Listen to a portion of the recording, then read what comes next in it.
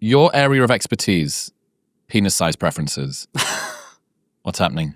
Are we talking about women's penis size preferences? Yeah, sure. Okay, so slightly far afield of my expertise now. Yeah. Okay, so women's penis size preferences are a bit of an emotional roller coaster, I think, for the men listening, because when I have the experience of presenting on this topic, what I see is kind of a crescendo of, oh, that sounds really good, to realizing it's not as good as it sounds. So the best study on this subject comes from Prouse and colleagues. And what they looked at was women interacting with real 3D models of various, penis-shaped objects, cylinders essentially, and had them pick and choose which one they actually favored. And the reason that this study design is more powerful than just asking women, what size do you prefer? The reason that this is powerful is because it gets around issues of misreporting due to not knowing how big or small a given size is. How many times has someone said, I think it's about 6 inches from the left, isn't it? When you're trying to put a picture up or something. Exactly. You have no idea how big 6 inches is. And when we're dealing with things that, are all things considered on the scale of like couches and cars and things relatively small, an inch off, that's 20 to 15% off. Also, they're not judging their penis preference based on how big it is to look at, which is what you would be doing, or in terms of memory, you would be doing it based on feel. Right, exactly. So that's a really good point. So in terms of, you can ask women on a pen and paper survey, like, what size do you prefer? But even if you get like a really consistent answer of like 7 inches, you still don't know that they know what 7 inches actually is, right? And there's actually good reason to suspect, because men, overreport their own penis size, and that likely causes some kind of mass confusion as to what size. You think we've got penis inflation effect? Yeah, exactly. Where it's like men are saying that they're a certain size, and so women are maybe learning about sizes through that. Oh, he was 7 inches. Yeah, exactly. And then that's coded. So unlabeled 3D models, I would say that's the gold standard if you actually want to learn what size is preferred. And the size. What were they doing with them? Just interacting with them, just going in and picking. And in terms of length, it was 6.3 inches for a long-term relationship, 6.4 inches for a short-term relationship. So that's, if I'm correct, maybe 16 to 16.25 centimeters. And then in terms of circumference, 4.8 inches for long-term, 5 inches around for short-term, which is somewhere on the order of 12.2 to 12.7 centimeters. And so when men hear that, they typically think, oh, that sounds pretty good, right? Like that doesn't sound that big. That because of, what's socially said about size. And so this is kind of the peak of the emotional roller coaster where it's like, oh, things are really good, things are really great. The view's fantastic from here.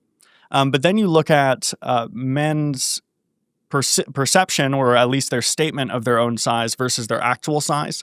And you see that men overestimate their own size by about 20%, right? Which is a lot.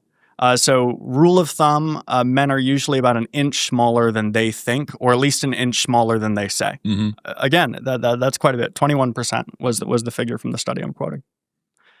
So where does that leave us? Well, in actual fact, the average man's penis, according to a meta-analysis of 17 studies, is about 5.16 inches when erect, right? And that would leave 6.3 inches as about 95th percentile, right? Now, 95th percentile, what is that? That's about as common as a man being 6'2". So it's not like really, really rare, right? If you walk into a lecture hall or an airplane, mm-hmm. There's probably going to be at least one guy. A few guys, maybe, yeah. Exactly. There's going to be at least one guy who's at least that tall. So it's not like we're talking about some like freaky preference, but in terms of the frequency with which it's encountered, that is big, right? Like 5 guys out of 100. Yeah, a 6'2" man is a big guy, right? In the same way, a 6.3 actually is quite big. What about circumference? So average circumference is, in the same meta-analysis, 4.59 inches. Mm-hmm. So and what was the 4.59, and what was but the top was only 4 point something. It was still 4.8. Right. Okay. So you're much closer in terms of relatively close, but Yep. each unit with circumference, it makes like more of a difference. Like that's like a bigger increase in total volume. Squaring the net or whatever. Yeah, it's called. yeah, exactly. Like the volume is getting bigger for an inch of circumference versus length. So then it's 5 inches for short term. So the difference between if I wish I'd measured this in Newtonics in advance, Yes. but the difference here is in fact pretty big. And more interesting, and I think this is actually the most interesting part of the study, is that they also asked women to pick out the biggest and smallest from the array of models. So you can imagine that for the study design, they have an array of models that they can choose from that basically look like sex toys. And they say, what's ideal, what's the biggest you'd seen ever, and what's the smallest you've seen ever. And very interestingly, most women had never seen a penis that big. And so they were exhibiting a preference for a penis size that was bigger than they had ever experienced, right?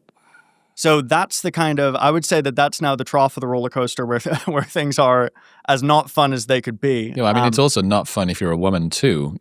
Cursed to almost never encounter the ideal penis that you want. Well, yeah, I mean, it's very similar to women's height preferences so the 6'2" analogy I think is very good. If you asked women, what's the ideal height of a boyfriend?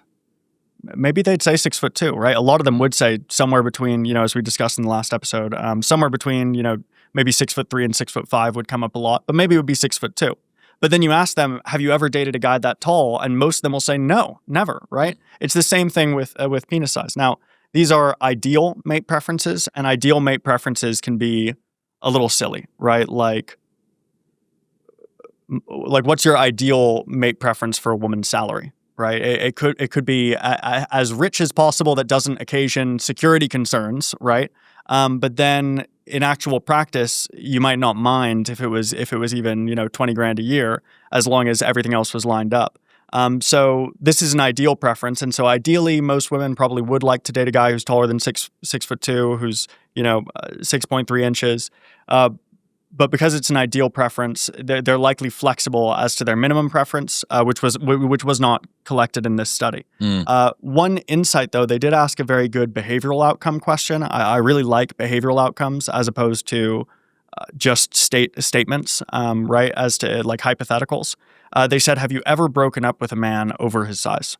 I think that's a very good question because that's where it's like behavioral deal breaker. Yeah. And they said, at least partially over his size. So there was no wiggle room in the question for, there was a list of 5 things and I'll just focus on the most socially appropriate one. It's like, was it an influence as to why you broke up? And about 27% said they had. So most women don't break up over this. Most women, this doesn't appear as a deal breaker. But about a third have had the experience of saying, you know what, I'm going to call it quits. The size is not working for me. Yeah, the size was one of the contributing factors. And I'm willing to say that to a researcher as well, right? Which is probably an underestimate.